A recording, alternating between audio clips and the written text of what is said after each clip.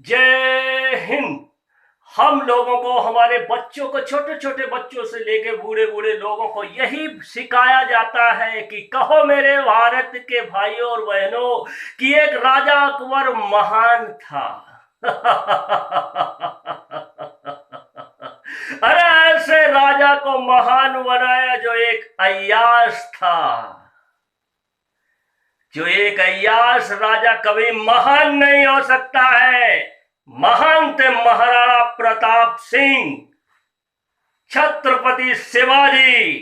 ये महान थे। इन लोगों का कभी इतिहास में, यानी कि हमारे स्कूल में किसी भी बच्चे को पढ़ाया नहीं जाता है। अकबर को जान बचाने के लिए किसके आगे हाथ जोड़ के प्राणों की भीख मांगनी पड़ी थी मेरे भाइयों और बहनों? किरण देवी महाराणा प्रताप की भतीजी थी, शक्ति सिंह की बेटी थी। राजस्थान की अकबर की छाती पर पैर टिका के ये बोला था, बोल मूर्ख अकबर, तेरी आखिरी इच्छा क्या है? तो अकबर को हाथ पैर जोड़ के उनसे भीख मांगनी पड़ी थी अपने प्राणों की। किरण देवी ने ऐसा षड्यंत्र रचा था। और राजा वो अकबर था, बड़े बड़े मेले लगवाता था ताकि मेले में कई कई प्रकार की कन्याएं, सुंदर महिलाएं आती जाती रहे, ताकि उन पर वो नजर डालता रहे और उनको पसंद करके उनको अपनी रानी बनाने के लिए वो हजारों मेले लगवाता था अपने राज्यों में। तो अकबर ने जब मेला लगवाया तो वहां पर किरण देवी की सुंदरता थी एक कमल की भांति, बहुत ही खूबसूरत थी किरण देवी। और उनको देखकर वो मोहित हो गया था अकबर मेरे भाइयों और बहनों, और बोला कि ये स्त्री मुझे चाहिए। वो अपने जाकर के अपने राज दरबारियों को बोला कि जो मेले में सबसे सुंदर कमल की भांति की तरह सुंदर नारी थी उसको लेके आओ।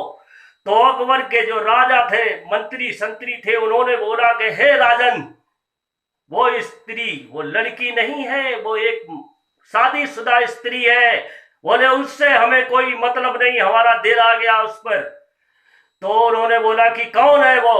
उन्होंने बोला मंत्रियों ने कि हे राजन, वो हमारे राज्य में हमारे ही साथ में काम करते हैं, पृथ्वी राज राठौर, उनकी पत्नी है वो। मगर राजा था, कमीनापन की हद थी। इतना भी सुनने के बावजूद भी नहीं उसने समझा। उसने बोला नहीं, कुछ भी नहीं, उस रानी को लाया जाए हमारे महल में।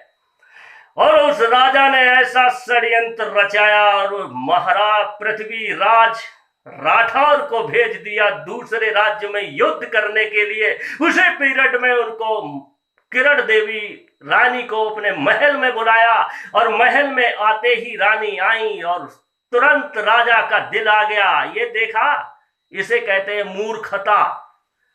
आज कोई पुरानी, आज नई बात नहीं है हमारे देश के अंदर। ये तो सदियों से राजा महाराजाओं से घिनौनापन और गंदी सोचें चलती रहती थी। आज वही, आज यहां भी हो रहा है, इस युग में भी, उस युग में भी होता था मेरे भाइयों और बहनों। तो उस किरण देवी को देखकर राजा बोला कि हे रानी, मैं तुम पर फिदा हो गया हूं, मैं तुम्हें बेगम बनाना चाहता हूं। तो उस किरण देवी ने क्या शब्द बोले, आज मैं जिन स्त्रियों लड़कियों का जाति परिवर्तन होता है, धर्म परिवर्तन होता है, अरे मूर्खो, माता पिताओं अपनी संतानों पर काबू पाओ। घोड़ी को बिना लगाम छोड़ा नहीं जाता है, इसलिए होश और आवाज में अपने बच्चों का ख्याल रखो। और लड़कियों को भी आंखें कान खोल के रहो। ये फेसबुक चैट पैट ये सब नहीं चलता है। चैट में करते करते हिंदू का नाम ले लिया और फंस गई किसी मोल्ला के खाते में, और जिंदगी नरक हो गई। इसलिए वो किरण देवी बहुत रोई बेचारी, चिल्लाई कि हे राजा, मैं कोई कुंवारी कन्या नहीं हूं जिस पर तुम्हारा दिल आ गया है। मगर राजा मूर्ख था, बेवकूफ था, उसका दिल आ गया। बोला नहीं, कोई भी नहीं, कोई भी बात नहीं चलेगी, मैं तुमसे निकाह करना चाहता हूं और तुम्हें रानी बनाना चाहता हूं। मेरे भाइयों और बहनों, उस बेचारी मासूम अबला नारी ने क्या अपना दिमाग चलाया।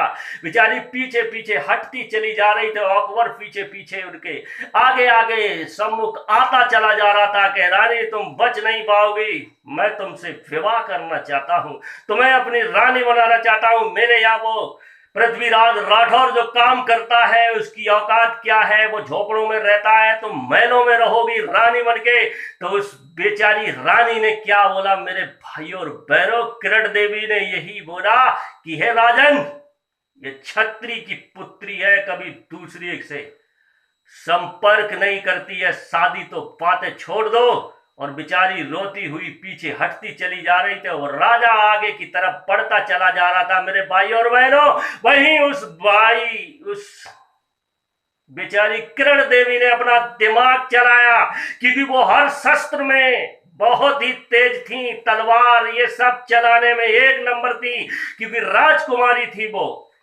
और जैसे ही अकबर पीछे बढ़े इलू इलू करने के लिए, और भाई और बहनों, वही किरण देवी ने वो कालीन बिछा हुआ था, कालीन को पकड़ के जो खींचा, अकबर चारों कानों चित्त गांड के भर गिरा दाम।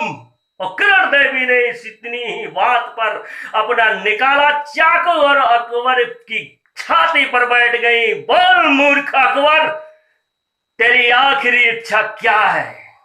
अब अकबर का सीटी गुम, अकबर के पिछवाड़े से पाद भी निकलना भूल गया।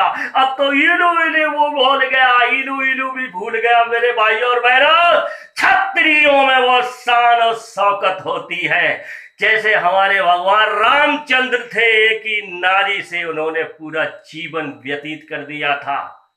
इसे कहते हैं ये कोई जीवन है? दूसरी की बहू बेटियों पर बुरी नजर डालने वाले कुत्ता कमीना, मेरा वश चले तो मैं तुम्हारा जीवन ही खत्म कर दूं, हरामजादा। उस किरण देवी ने जब पूछा कि बोल अकबर मूर्ख, तेरी आखिरी इच्छा क्या है? अकबर गिड़गिड़ाने लगे, नहीं रानी मुझे माफ कर दो, अब इलू इलू भूल गया, हरामजादा कुत्ता कमीना, अब मुझे छोड़ दो, मेरे प्राणों की भीख दे दो मुझे रानी, इस राज्य का क्या होगा? तुम मुझे मार दोगी, राज्य की प्रजा क्या करेगी? राज्य हमारा अनाथ हो जाएगा।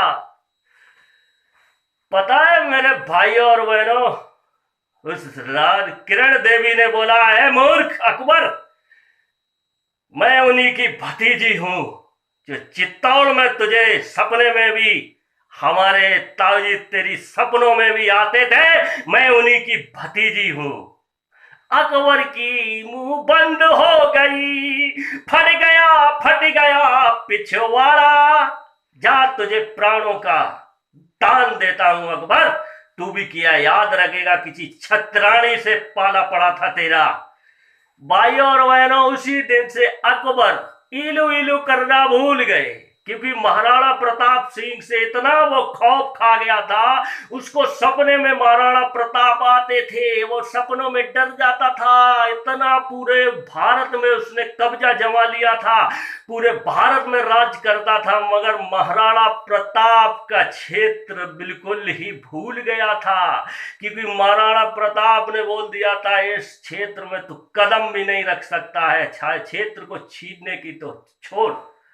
देखा मेरे दोस्तों, ये है हमारा इतिहास, जिसको महान कहना चाहिए उसको तो महान बोला ही नहीं जा रहा है।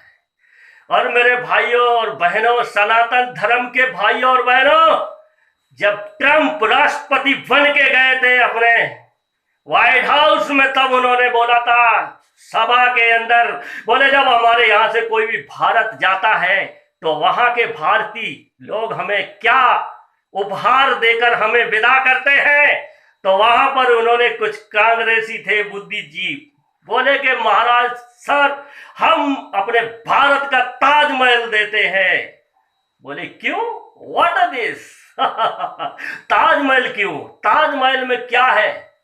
बोले पता नहीं सर, वो तो शुरू से चली आ रही है परंपरा, वही हम भी निभा रहे। बोले नहीं, ये ताज बंद करो, और जितने भी विश्व में भाषाएं हैं, उन्हीं सब भाषाओं में गीता छपवाई जाए और गीता दान में दिया जाए, भेंट में। आज से वो चालू हो गया, गीता को तान करने लगे। भाइयों और बहनों, कभी आपने कभी घर में अपने अस्थियां रखी हैं क्या? ताजमहल एक कब्र है जिसमें मुर्दे गड़े हुए हैं, दो दो मुर्दे। कभी आप लोगों ने अपने पूर्वजों के या किसी के चाहने वाले का, किसी का अस्थियां घर में रखी हैं क्या? एक ताजमहल को घर में रखने के लिए, यानी कि उन मुर्दाओं को अपने घर में रखोगे? भाइयों और बहनों, इसलिए बहुत कुछ है पढ़ने को, पढ़ लो, आंखें खोलो मेरे देशवासियों। बहुत कुछ हमें भटका लिया, अब न भटकेंगे तेरी राहों में सनम। अब तो हम उजागर होंगे, सूरज चांद जैसे चमकेंगे तेरी राहों में हम। तो दोस्तों, अच्छा लगे थोड़ा लाइक और शेयर और सब्सक्राइब जरूर करें, क्योंकि जब आपको अच्छा लगे तो थोड़ा कमेंट करके जरूर हमें बताएं, ताकि हम कुछ ना कुछ और खोज के थोड़ा बहुत लाएं आपको, आपकी आंखें खोले। मेरे छत्री भाई जितने हो वो कुछ कमेंट करके भेजें इस छत्री के लिए कि कैसा लगा आपको ये इतिहास। जय हिंद, भारत माता की जय हो।